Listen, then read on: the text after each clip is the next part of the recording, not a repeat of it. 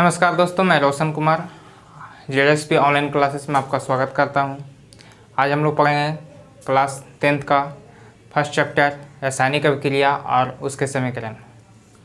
तो चलिए वीडियो को स्टार्ट करते हैं। क्रिया विधि का अध्ययन करेंगे, तो चलिए स्टार्ट करते हैं। रासायनिक अभिक्रिया क्या है? जब कोई पदार्थ अकेले अथवा किसी अन्य पदार्थ से अभिक्रिया करके भिन्न गुण वाले एक या एक से अधिक पदार्थों का निर्माण करते हैं तो उस प्रक्रिया को रासायनिक अभिक्रिया कहा जाता है। जैसे भोजन का पचना, श्वसन, लोहे में जंग लगना, खाना पकना इत्यादि इत्यादि। तो इसे हम कुछ विस्तार से अध्ययन करेंगे। तो चलिए बोर्ड पर उसको देखते हैं क्या है। रासायनिक अभिक्रिया का डेफिनेशन लिखा हुआ है। जब कोई पदार्थ अकेले ही या किसी अन्य पदार्थों से अभिक्रिया करके भिन्न गुण वाले एक या एक से अधिक पदार्थों का निर्माण करते हैं तो उस प्रक्रिया को रासायनिक अभिक्रिया कहते हैं। जैसे भोजन का पचना, श्वसन, दूध से दही का बनना,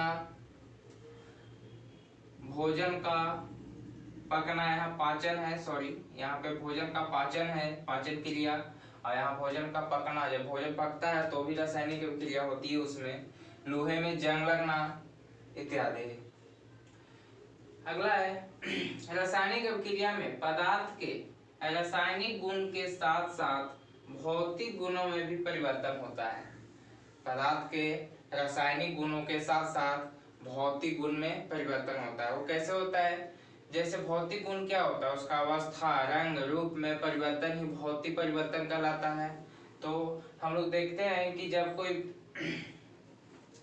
जब दूध से दही जमता है तो उसमें क्या होता है? दूध जो होता है लिक्विड फॉर्म होता है, यानी कि विलयन होता है, द्रवावस्था में होता है। और जैसे ही वह दही जम जाता है तो उसका आकार जो होता है ठोस रूप से बना हुआ प्रतीत होता है, यानी कि ठोस हो जाता है। ठीक है, तो चलिए ये हो गया भौतिक परिवर्तन। अब देखिए अगला, रासायनिक अभिक्रिया के फलस्वरूप निर्मित पदार्थ को भौतिक विधि के द्वारा पुनः मूल पदार्थ में परिवर्तन नहीं किया जा सकता। जैसे अभिक्रिया जब होता है किसी चीज का तो वह बदल जाता है, भौतिक और रासायनिक गुण दोनों बदल जाते हैं उसके।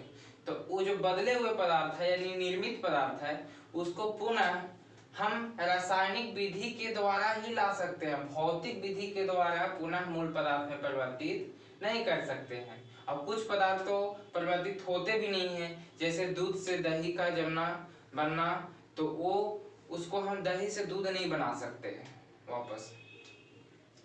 तो कुछ ऐसे रासायनिक अभिक्रिया है जो परिवर्तित नहीं होता है, और जो परिवर्तित होता भी है तो वह भौतिक विधि से नहीं होता है, वह रासायनिक विधि से होता है। ठीक है, रासायनिक अभिक्रिया में भाग लेने वाले पदार्थ को अभिकारक कहा जाता है। जब रासायनिक अभिक्रिया में कोई पदार्थ भाग लेता है तो उसे क्या कहते हैं? अभिकारक कहते हैं। जैसे रासायनिक अभिक्रिया में कोई पदार्थ भाग लेता है तो उसको अभिकारक कहते हैं। जैसे देख लिया जाए कि यहाँ पे H2 है और Cl2 है, क्या है? हाइड्रोजन और क्लोरीन दोनों आपस में अभिक्रिया करता है तो हाइड्रोक्लोरिक अम्ल बनाता है। क्या बनाता है? हाइड्रोक्लोरिक अम्ल बनाता है। यहाँ पे देखा जाता है कि जो हाइड्रोजन और क्लोरीन है वह अभिक्रिया में भाग ले रहे हैं, तो भाग लेने वाले पदार्थ को क्या कहेंगे? अभिकारक, यानी कि ये दोनों जो है क्या है? अभिकारक है।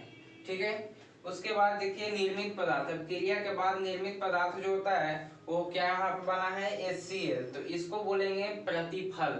आगे हम इसी को पढ़ेंगे। आगे देखिए रासायनिक अभिक्रिया के फलस्वरूप, रासायनिक अभिक्रिया के फलस्वरूप निर्मित पदार्थ को प्रतिफल कहा जाता है।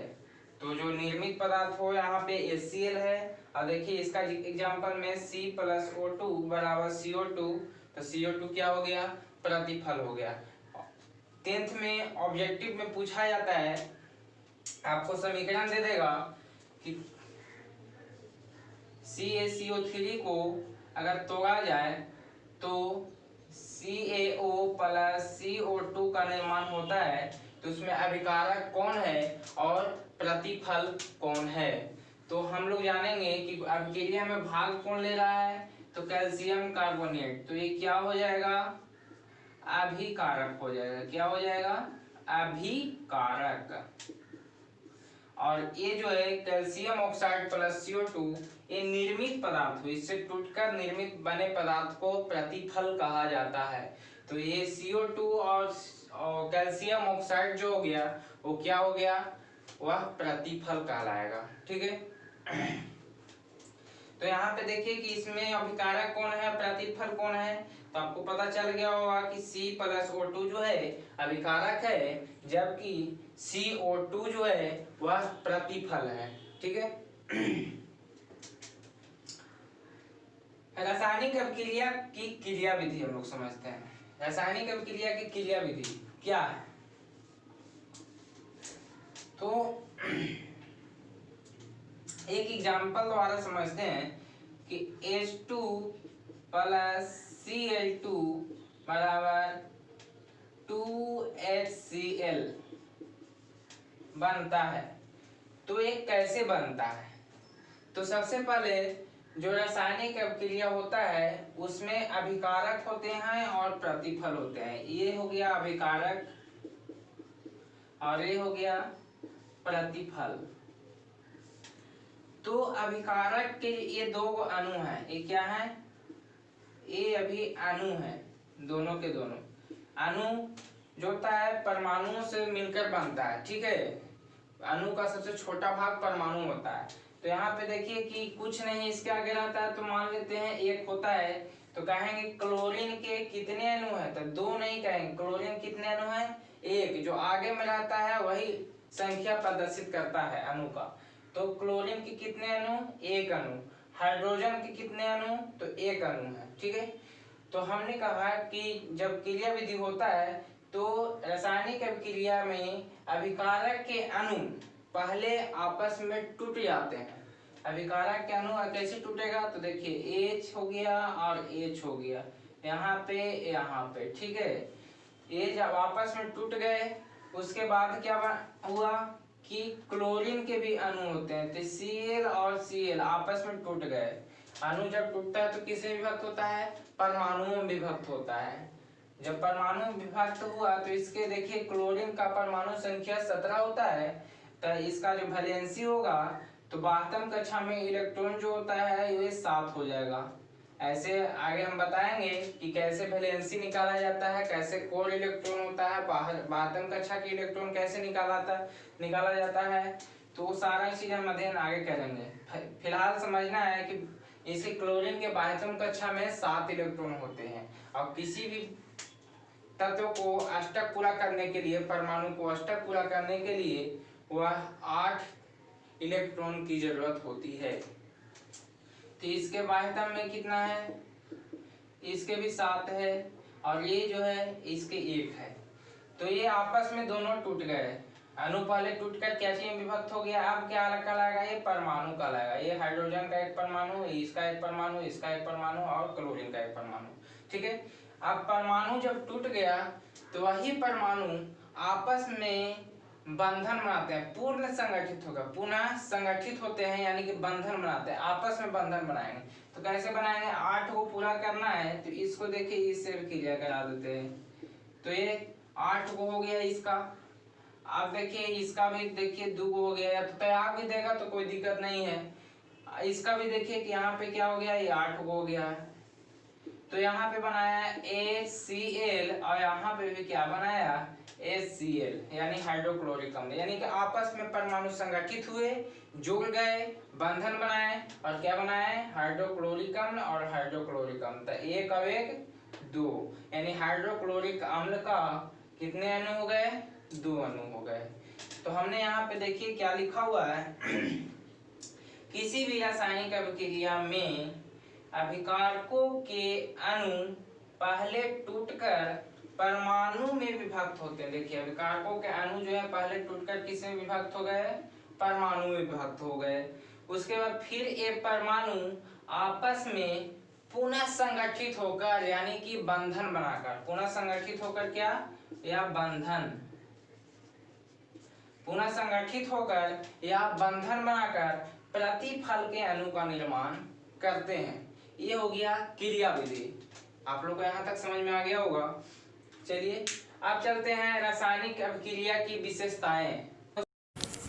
रासायनिक अभिक्रिया की विशेषताएं, सबसे पहले जानेंगे गैस की उत्पत्ति, कि गैस की उत्पत्ति होता है कैसे होता है। उदाहरण देख तो कुछ रासायनिक अभिक्रिया में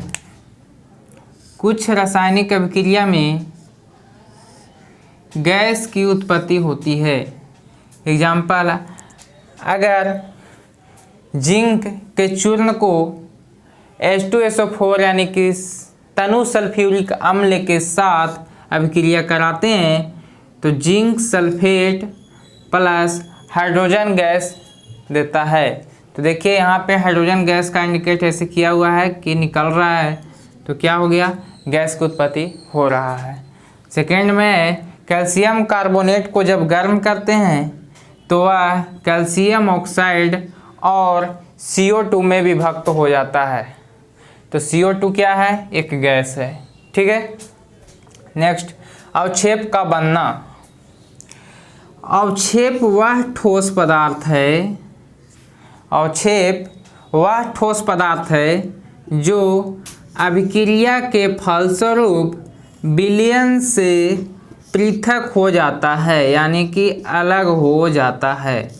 पृथक अर्थात अलग। ठीक है। जैसे सोडियम क्लोराइड को सिल्वर नाइट्रेट के साथ अभिक्रिया कराते हैं। सही है, सोडियम क्लोराइड को सिल्वर नाइट्रेट के साथ अभिक्रिया कराने से sodium nitrate plus silver chloride का सफ़ेद अवक्षेप प्राप्त होता है। किसका, सिल्वर क्लोराइड का सफ़ेद अवक्षेप प्राप्त होता है। तो ये अवक्षेप का जो इंडिकेशन है वो नीचे की ओर होता है, क्योंकि वो अवक्षेप जो होता है वो विलयन से पृथक होकर नीचे बैठ ही जाता है। तो नीचे बैठने का इंडिकेट है कि अवक्षेप का यही सिंबल है। नेक्स्ट है बेरियम क्लोराइड को तनु सल्फ्यूरिक अम्ल से अभिक्रिया कराने से हाइड्रोक्लोरिक अम्ल और बेरियम सल्फेट का सफ़ेद अवक्षेप प्राप्त होता है। बेरियम सल्फेट का सफ़ेद अवक्षेप प्राप्त होता है। नेक्स्ट है ताप में परिवर्तन। कुछ रासायनिक अभिक्रिया ऐसी होती है जिसमें ताप में परिवर्तन होता है। जैसे कैल्शियम ऑक्साइड यानी कि कली चूना, इसको क्या बोलते हैं, कली चूना बोलते हैं। आप लोग जो घरों में पोताई करने के लिए चूना लाते हैं वह क्या होता है, कली चूना होता है। जब उस पर हम पानी डालते हैं तो वह उबलने लगता है, खौलने लगता है, उसमें बहुत ज़्यादा गर्म हो जाता है पानी। तो क्या होता है, तो ये तो पहले नॉर्मल था, जैसे ही इसमें पानी डालें वह टेम्परेचर उसका हीट हो गया, ज़्यादा हो गया, और जब ज़्यादा हो जाता है तो कुछ समय बाद वह ठंडा हो जाता है। ठंडा होकर क्या बनाता है, कैल्शियम हाइड्रोक्साइड, इसको क्या बोलते हैं, भाखरा चूना। भाखरा चूना, कैल्शियम हाइड्रोक्साइड को क्या बोलते हैं, भाखरा चूना। यही भाखरा चूना से हम लोग दीवार का पोताई करते हैं, और जब खोलता है तो क्या निकलता है, उससे ऊष्मा निकलता है, तो ऊष्मा निकल गया। ठीक है, ये हो गया ताप में परिवर्तन, कि पहले तो नॉर्मल था, फिर हीट हुआ, फिर नॉर्मल हो गया यानी ठंडा हो गया। ठीक है। रंग में परिवर्तन। पोटेशियम परमैंगनेट के विलयन में आप लोग जानते हैं पोटेशियम परमैंगनेट जो होता है वो बैगनी रंग का होता है। कैसा होता है, बैगनी रंग का इसका रंग होता है।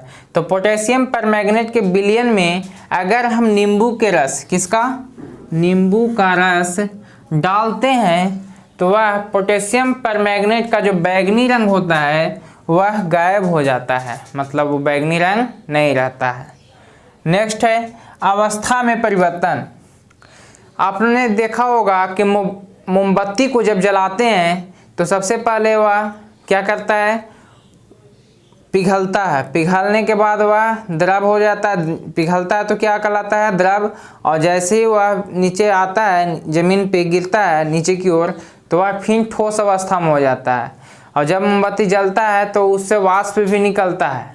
और मोमबत्ती में क्या होता है, कार्बन। और कार्बन जब जलता है ऑक्सीजन की उपस्थिति में तो क्या कहलाता है, क्या निकलता है, कार्बन डाइऑक्साइड गैस निकलता है। जब मोमबत्ती जलता है तो उसमें ऊष्मा भी निकलती है। तो यही चीज़ लिखा हुआ है कि जब मोमबत्ती को जलाने से वह द्रव में पहले बदलती है और फिर ठोस में हो जाती है। वह वाष्प में बदल जाता है, कुछ जो होता है वाष्प में बदलता है और फिर क्या होता है, कार्बन डाइऑक्साइड और ऊष्मा भी देता है। तो ये आपका चैप्टर समाप्त हुआ। अगर आप हमारे चैनल पर नए हैं तो चैनल को सब्सक्राइब कर देंगे, लाइक करेंगे।